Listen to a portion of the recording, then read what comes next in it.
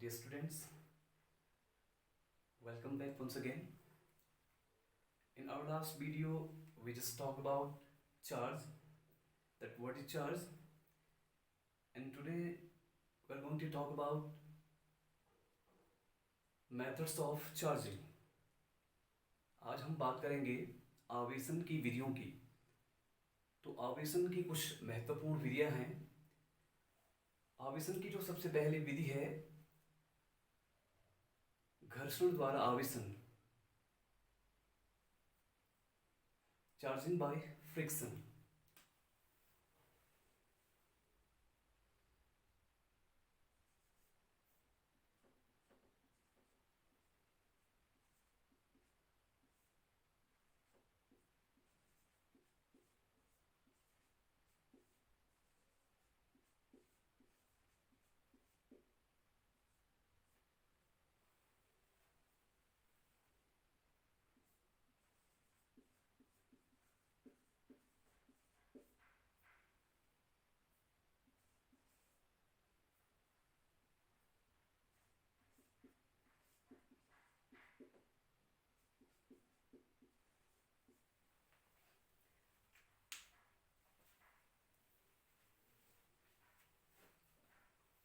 आवेशन की विधियां, सबसे पहली विधि की बात करते हैं। जो सबसे पहली विधि है charging by friction.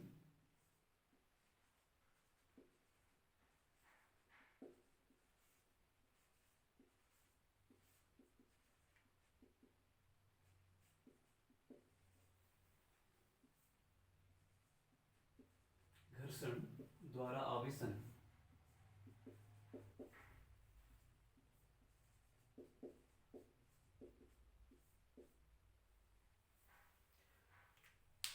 So what is charging by friction? When the surface of a body in contact with the surface of another body tends to move on each other, it causes friction between these bodies due to their relative motion. Electric charge is produced by friction. By rubbing two bodies with each other, both the bodies electrified by unlike charges but equal in magnitude. अर्थात जब दो वस्तुओं को परस्पर रगड़ा जाता है, अर्थात जब संपर्क में रखे दो पृष्ठ एक दूसरे के ऊपर आपेक्षिक गति करने का प्रयास करते हैं, तो उनके बीच घर्षण उत्पन्न होने के कारण उनका आवेशन हो जाता है। अर्थात घर्षण के द्वारा वस्तुओं पर आवेश उत्पन्न होते हैं। तो यह पहली विधि थी कि किस प्रकार से वस्तुओं को आवेशित किया जा सकता है। तो घर्षण द्वारा वस्तुओं को आवेशित किया जा सकता है। चलिए अब बात करते हैं दूसरी महत्वपूर्ण विधि, किस प्रकार से वस्तुओं पर आवेश उत्पन्न किया जा सकता है। आवेशन की जो दूसरी महत्वपूर्ण विधि है प्रेरण द्वारा आवेशन, चार्जिंग बाय इंडक्शन।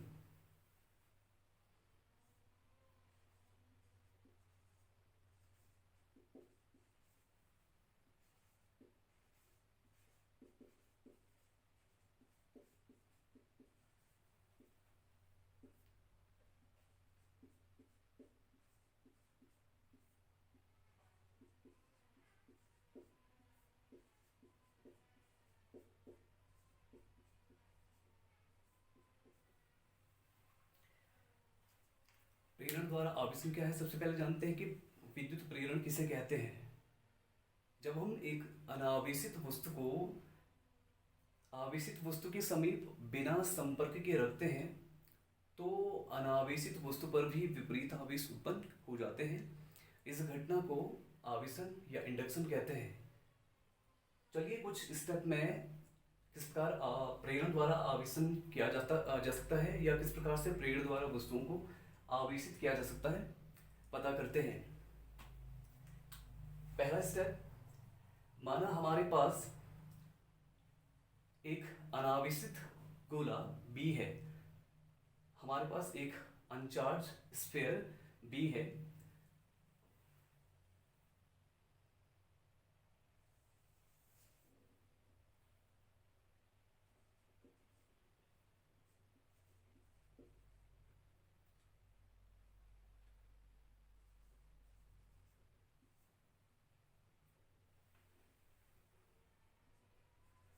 जैसा कि आप चित्र में देख सकते हैं कि हमारे पास एक अनावेशित गोला बी है। ये अनावेशित इसलिए है क्योंकि इस गोले के भीतर उतना ही धनावेश तथा उतना ही ऋणावेश मौजूद है, अर्थात इस गोले पर कुल आवेश शून्य है।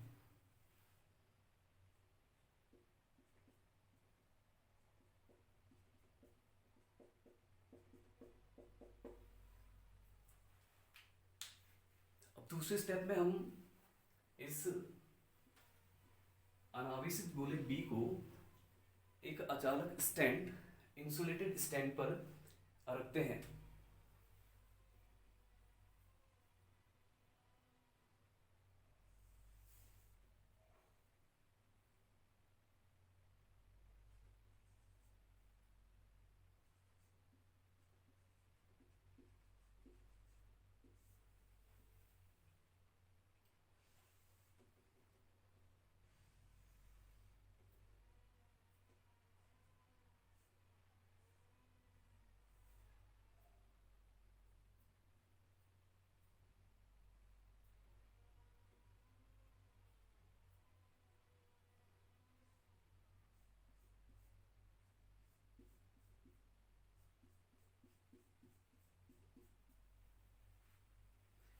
जैसे कि आप चित्र में देख सकते हैं कि हमने एक अचालक स्टैंड पर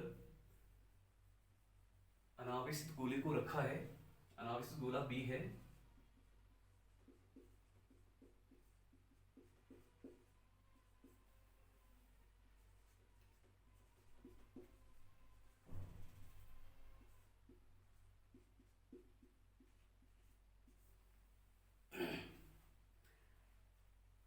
अब हम इस अनावेशित गोले जो अनचार्ज स्फीयर बी है, इसके निकट एक धनावेशित कांच की छड़ ए को रखते हैं, अर्थात हम एक ग्लास रॉड जो पॉजिटिवली चार्ज है इस अनावेशित गोले के समीप लाते हैं।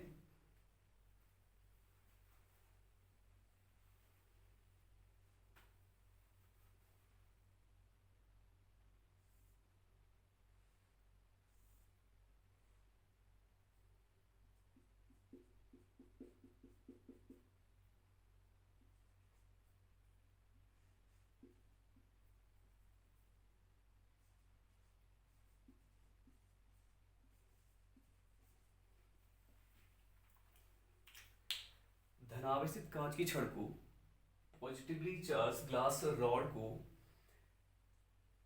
अनचार्ज स्फीयर के नजदीक लाने पर रॉड ए के नजदीक वाले सिरे की तरफ जो गोले का पृष्ठ है उस पर ऋणावेश उत्पन्न हो जाते हैं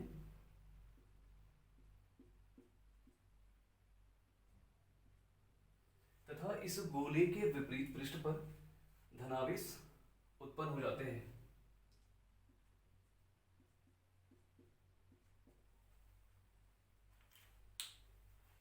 अब हम अगले स्टेप में गोले बी को, जो स्फीयर बी है, इस गोले बी को ग्राउंडेड करते हैं, अर्थात इस गोले बी की ग्राउंडिंग करते हैं, अर्थात इस गोले बी को पृथ्वी से संबंधित करते हैं।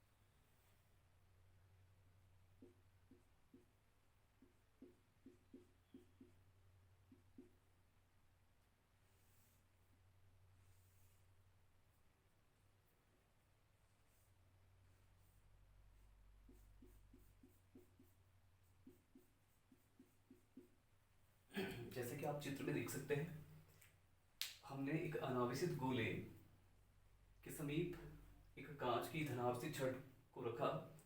ऐसा करने पर हमने देखा कि कांच की छड़ ए के नजदीक जो गोले का पृष्ठ है या गोले का जो सिरा है उस पर ऋणावेश उत्पन्न हो जाते हैं तथा गोले के दूसरे सिरे पर धनावेश उत्पन्न हो जाता है। अब हम इस गोले को भू संपर्कित करते हैं, अर्थात इसकी ग्राउंडिंग करते हैं।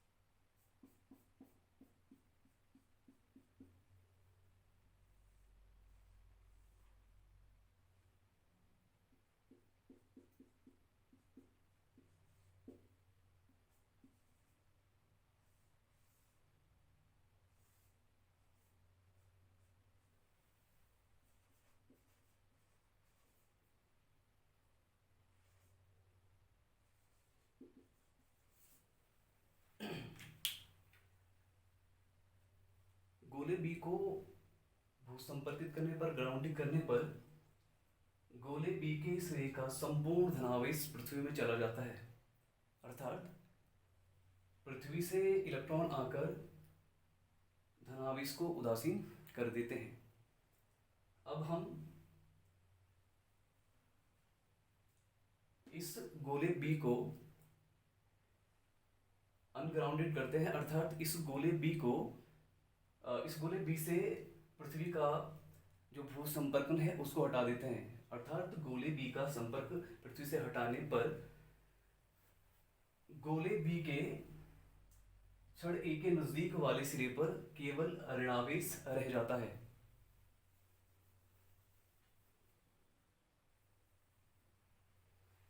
जैसे कि आप चित्र में देख सकते हैं, हमने गोले बी से पृथ्वी के संपर्कन को हटाया, अर्थात हमने गोले बी को अनग्राउंडेड किया। ऐसा करने पर छड़ ए के नजदीक गोले बी का जो सिरा है उस पर केवल ऋणावेश रहता है। अब हम अगले स्टेप में धनावेशित कांच की छड़ को हटाते हैं तो गोले बी के संपूर्ण पृष्ठ पर ऋणावेश उत्पन्न हो जाता है।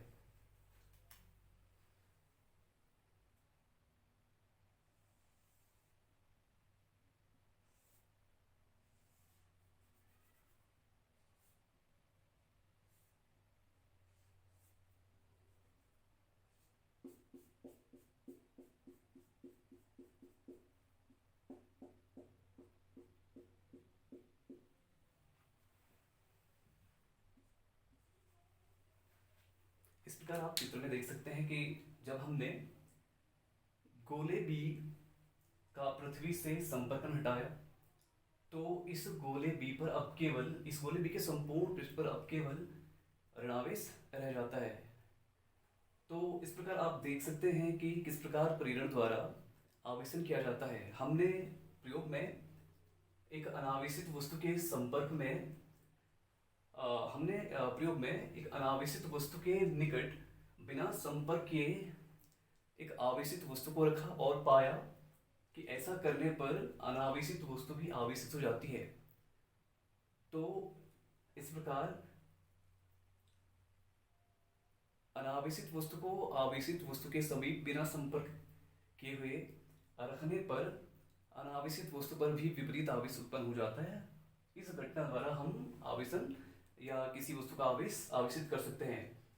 तो ये एक महत्वपूर्ण विधि थी, प्रेरण द्वारा आवेशन। अगली जो तीसरी विधि है, चालन द्वारा आवेशन, इलेक्ट्रिफिकेशन बाय कंडक्शन, और in other words we can say that conductional electrification।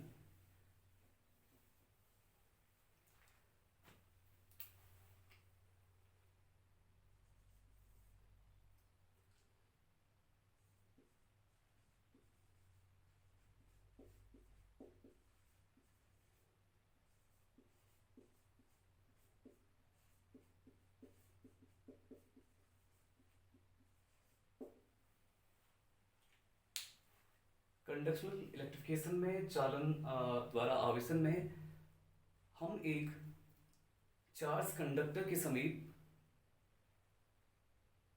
अनचार्ज conductor को लाते हैं, या हम एक अनावेशित चालक को आवेशित चालक से स्पर्श कराते हैं। ऐसा करने पर हम पाते हैं कि अनावेशित चालक में भी आवेश उत्पन्न हो जाते हैं।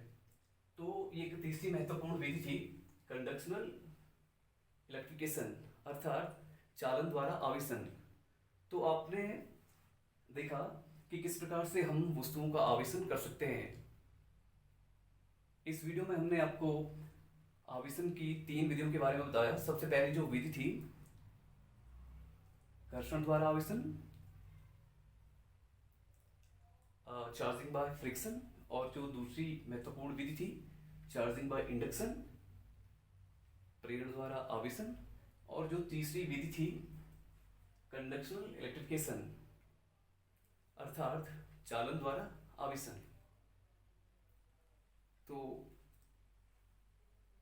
अगले वीडियो में हम बात करेंगे आवेशों के गुण, properties of charges. So for more updates and more information, please stay tuned with me.